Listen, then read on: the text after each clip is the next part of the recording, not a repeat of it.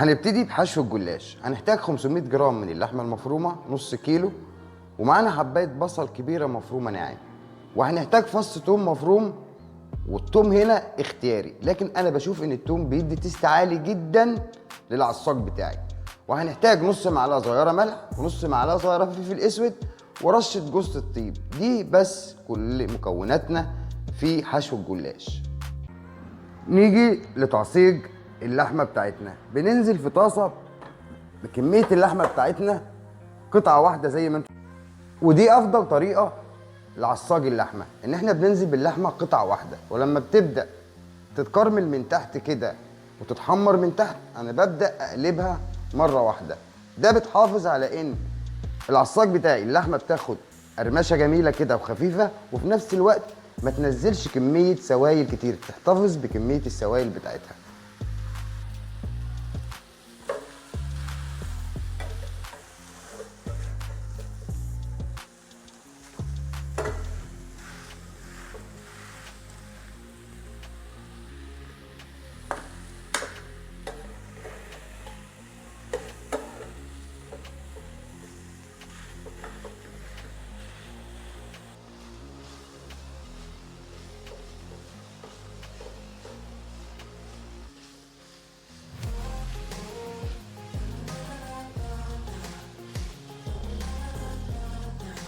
وطبعا لو حسيت ان اللحمه بتاعتي مش ناعمه معايا، ممكن استخدم هراسه البطاطس واحاول انعمها على قد ما اقدر، يعني اديها تنعيمه خفيفه كده بهراسه البطاطس او اي حاجه عند حضرتك، كوبايه اي حاجه.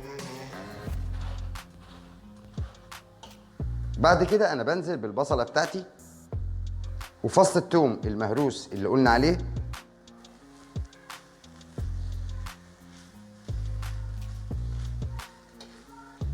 نص معلقه الملح، ونص معلقه الفلفل الاسمر، ورشه جوز الطيب او جنزبيل. انا هنا استخدمت زنجبيل فريش.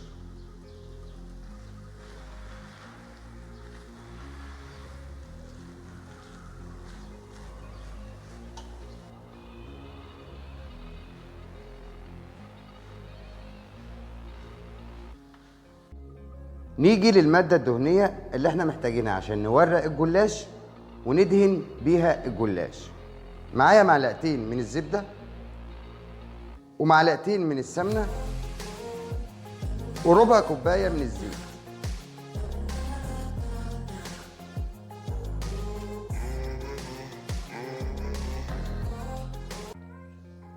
تعالوا بقى نرص الصينيه بتاعتنا. دايما ورق الجلاش احاول ان انا اغطيه باي حاجه زي ما انتم عارفين عشان ما ينشفش معايا وانا شغال. تمام. انا معايا الصينيه بتاعتي والماده الدهنيه، ومعايا الجلاش مغطيه بفوطه. انا هنزل بالورق ورقتين ورقتين، مش هنزل ورقه ورقه. تمام. نبدا نركبها في الصينيه زي ما هنشوفه بالظبط كده.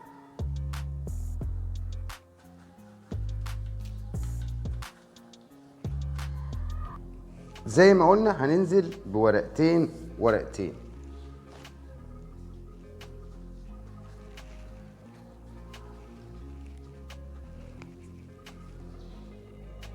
وابدا ادهنها برضو بالماده الدهنيه. بين كل طبقه وطبقه بدهن بالفرشه رشه خفيفه كده. انا مش عايز الدهنه تكون تقيله طبعا عشان ما يبقاش فيه نوع من السمانه او الدسامه كتير. احنا بنعمل هنا جلاش باللحمه المفرومه، مش بنعمل بقلاوه. البقلاوه بتبقى تقيله شويه، احنا عايزين الموضوع هنا يبقى خفيف شويه.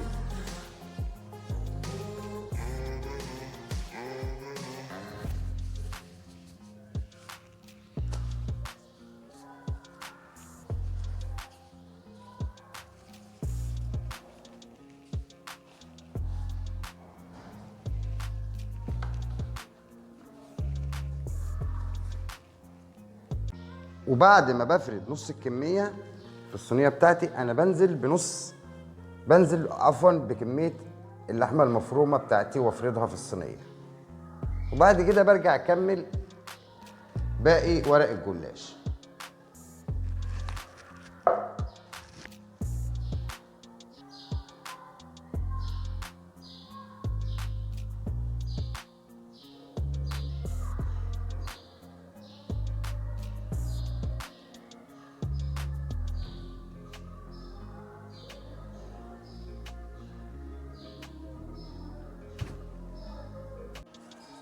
بنبدأ نرص على اللحمة الزوايد اللي احنا طبعا مقطعينها من ورق الجلاش عشان نظبط الصينية بتاعتنا. اي زوايد عندك ممكن ترصيها في المرحلة دي. اي زوايد من ورق الجلاش ممكن تحطيها في النص قبل ما تكملي طبقة الجلاش التانية.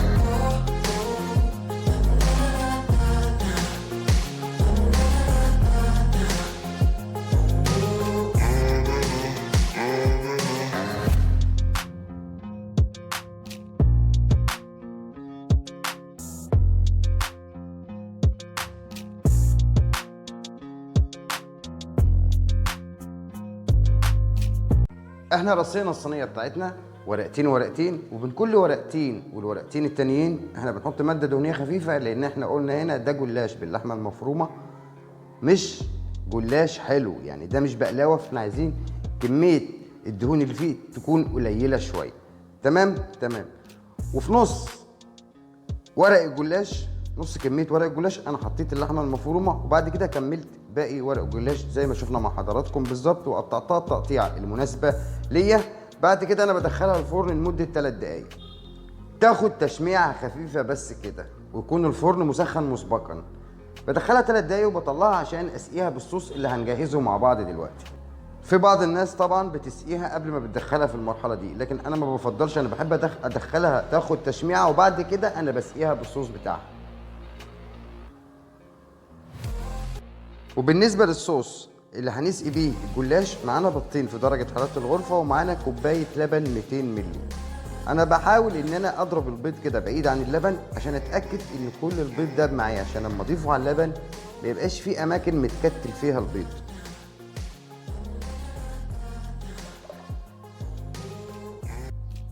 وهضيف معلقتين كبار من الزبده السايله، ومعلقتين كبار من الزيت، ونص معلقه صغيره من البيكنج باودر عشان تعمل عمليه توريق للورق بتاعي، ورق الجلاش بس مش اكتر.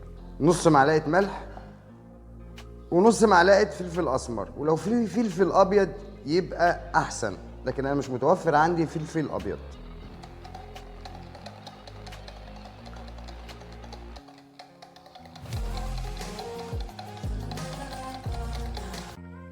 دخلتها الفرن حوالي 5 دقايق، اتشمعت معايا. انا هبدأ بقى اسقيها بصوص اللي معانا، الصوص اللي احنا عملناه، وبعد كده برجعها الفرن تاخد لها كمان تلت ساعة بالظبط.